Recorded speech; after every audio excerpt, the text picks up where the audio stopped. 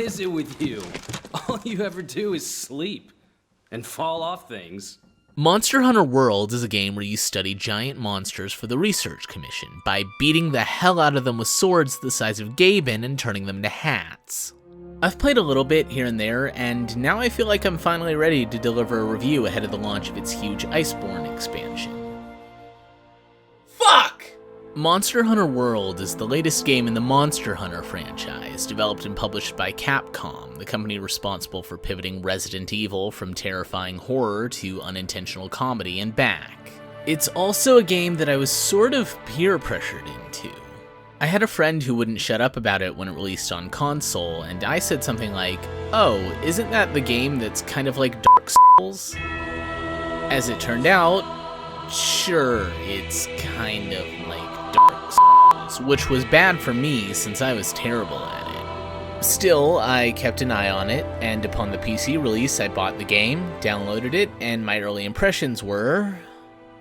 this sucks. Why do all the monsters deal so much damage? Why do I deal so little damage? I hit a brick wall, failing most hunts that I wasn't being carried through, and dropped the game. Fast forward to summer 2019, when I heard they were doing a marathon rerun of all the seasonal events I missed, I said to myself, I already own the game, why not have it on deck in case Bloodstained, Wolfenstein Youngblood, and Fire Emblem Three Houses all somehow suck? While one of those three was good, one was great, and one was deeply disappointing, it was MonHun that hooked me the hardest. I started a new save, did every hunt solo, and after slapping the shit out of the monster that made me quit before, I stepped back and realized it had clicked for me, and now I was having a great time with the game. I had getted good, as the big brain elitist big boys like to say, and I was finally worthy of enjoying everything that Monster Hunter has to offer. So what is it about this game that makes it great? There's three keys to me: how it looks and sounds to explore the game world, how it feels to battle the monsters, and how the loot game keeps you going. The game looks great. It isn't necessarily the prettiest I've ever played in terms of graphical fidelity, but it does look good and features strong art direction. Each biome is visually distinct and striking, and while they aren't connected in-game, there are transitional areas that do a lot to communicate the idea that these are parts of a larger whole. There's a lot to take in from each zone, from the various wildlife to which plants and minerals are available to navigation, shortcuts, and hazards. Between some really well-composed establishing shots for each new area and the sense of scale that exploration communicates, MonHun filled me with a sense of wonder that I hadn't felt for a while before it, and I don't know that I've felt since. Wonder turned into confidence as I learned the lay of the land, and by 200 hours or so I felt like a skilled tracker, navigating the lands to hunt my prey with full knowledge of each monster's preferred nests. I still don't know everything, and I think the fast travel system lets me cheat myself out of true mastery in the name of convenience, but it feels really good to go from relying on your hunter's scout flies to tracking monsters based on your personal knowledge of their stomping grounds.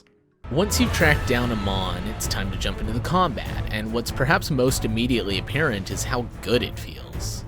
The controls are responsive and intuitive, and the perceptive among us might notice that I'm playing with mouse and keyboard. That's because I started with ranged weapons, which are best played with mouse and keyboard. At least, they were after Capcom added proper mouse support. When I started exploring melee, I was shaken to my core to find that keyboard and mouse still felt good.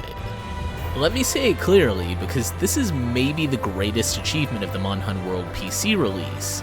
Capcom managed to make a Japanese action RPG play well on mouse and keyboard. It's a huge feat, and where I reach for my controller to play Nier, Code Vein, or that game, I can't imagine giving up the MMO-like quick menu or mouse look to play World with a gamepad. That said, controllers are also intuitive, and it's really exciting that in this case the answer to the eternal keyboard and mouse versus controller debate really is use whatever you want. No matter your control scheme, combat is exciting and full of opportunities to flex your hunting prowess. There's 14 weapon types to choose from the agile dual blades to devastating hammers and greatswords, and while balance can be hit or miss within each type, the weapon types are well balanced against each other with their own strengths and weaknesses. My favorite is the dual blades, due to their mobility and the enjoyment I get from turning into a human Beyblade, but combat is satisfying whether you're a hammer bro, longsword weeb, or a PhD student with the intelligence required to figure out how the fuck insect glaive works. There's something for everybody here, so long as you're up for the challenge, and MonHun provides a challenge that's compelling on multiple levels. The first is the fight for survival, as pretty much every large monster is capable of slotting into another game's boss fights.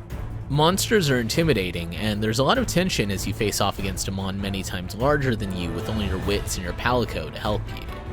You can't take many hits from monsters, so you'll need to be cautious and cunning in equal measure to come out on top. Veteran hunters consider World to be the most accessible MonHun game, but none of these fights will roll over for you. Not at first, anyway.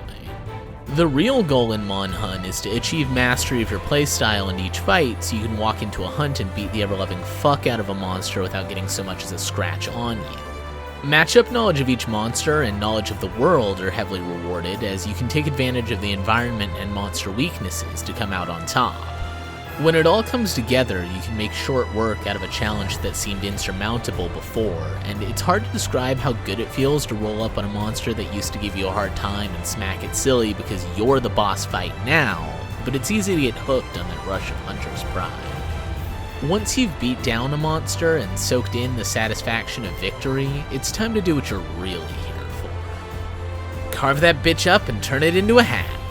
All monsters drop materials that feed into one of the best gearing systems that I've ever seen. Here's how it works. If you want gear from a specific mon, you go out and hunt that mon.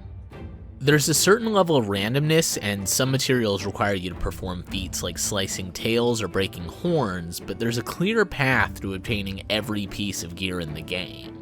It's ridiculously simple and intuitive, and it blows my mind that other loot games don't do this. It's almost like other loot games have to shower players in random, mostly bad loot, because goal-oriented progression would lead to maxed out players realizing the core gameplay loop is average at best. Oh, I get it. There are 3 stages to gearing. At the start, you're pretty much making anything that has higher defense than what you have. Capcom added a Game Breaker set that eliminates this first stage entirely, but let's pretend it still exists. Once you pass a certain point in the story, you'll cross into high rank, and then you'll start getting a little pickier as gear comes with powerful set bonuses and sockets for skill increasing gems. The endgame grind is all about augmenting your maxed out weapons and finding the right gems to max out your build. This can get pretty grindy, as you can't target streamstones and gems to the same degree as gear. The bright side is that the difference between having and not having is the difference between a perfect build and a great build, as you're often chasing very small increases in power, unless your build relies on a Mind's Eye or Bow Charge Plus jewel, in which case I know your pain.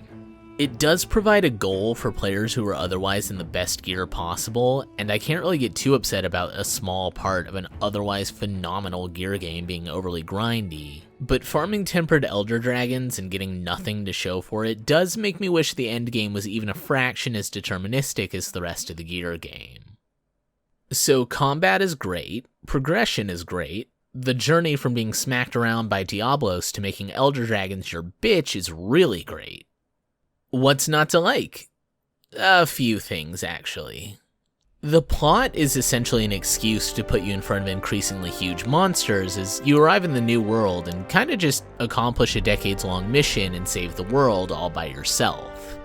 I won't go into detail on the plot, both to avoid spoiling it and because there isn't really all that much to talk about, but despite all the people in Astera, it seems like you're the only one ever getting anything done around here. The NPCs in general are one note, and I get that asking for deep personal stories in this kind of game is kind of like asking for dusk and have high fidelity textures, but all the characters in this game can be described in one sentence. She likes food, he likes hunting monsters, he also likes food, and he asks 4 dudes to spot him at the gym. I don't necessarily want Mass Effect levels of slow-burning backstory from these characters, since I know that's not the point of this game, but I feel like they could have used just a few more minutes in the character development oven. Conversations can look awkward as speech isn't animated per language. It seems like the master language is Japanese, so unless you're a turbo weeb or actually Japanese, characters' movements aren't going to match their speech. Your Palico pet/partner is super cute, but a bit inconsistent in a fight. They have the potential to make ridiculous saves when you're stunned or paralyzed, which only makes it more frustrating when they stand there and watch as Mon tramples your helpless body. Fashion Hunter, the true endgame, is a little difficult as not all armor has cosmetic variants and you've limited options to alter your character's appearance after initial creation. Capcom is fixing this first problem in Iceborne by adding a ton of layered armor, which is great. They're selling you a fix to the second through paid character edit vouchers, which is less great. I mentioned earlier that the game has some great art direction, and while I stand by that, there are fair complaints that a lot of weapons look derivative, with different monster bits tacked onto a base, and some of the coolest armor designs in Monster Hunter are either not in the game or don't have a layered armor version.